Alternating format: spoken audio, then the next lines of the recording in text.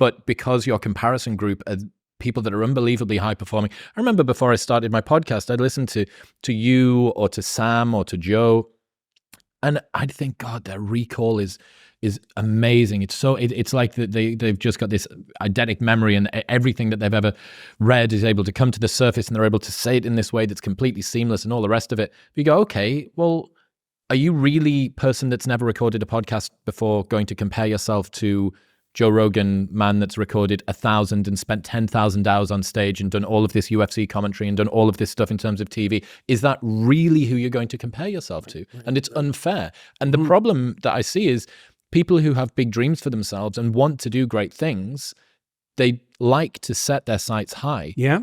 And yet they feel despondent in the comparison. Yeah. So I think there's a pride in that too, eh? Like I can be, I want to be. Well, or that's who I should be comparing myself to, right? That's the pride. And the pride is something like, I should be that, or even I could be that. It's like, well, maybe you could, but you're certainly not going to do it, as you already pointed out, without the apprenticeship, right? So you could say that the despondency is actually, is in proportion to the false pride. Now, I wrote a chapter in, I think, my first book, which was compare yourself to who you are today, not to who someone else is. Sorry, I mangled that to some degree, but you get the point. The proper comparison group for you is you yesterday, because you can make.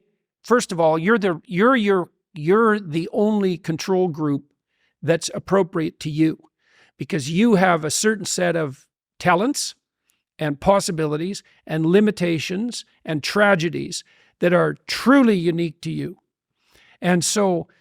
You might be comparing yourself to someone else on some dimension, but it's not a reasonable comparison, because you don't know what talents they were blessed with, and you also don't know what opportunities they had that you didn't, etc. It's just not a reasonable comparison.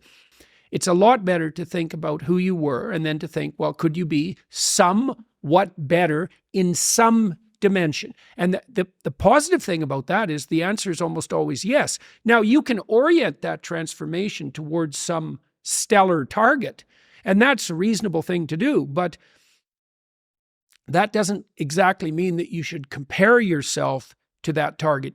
Aiming at something and comparing yourself to it are not exactly the same thing.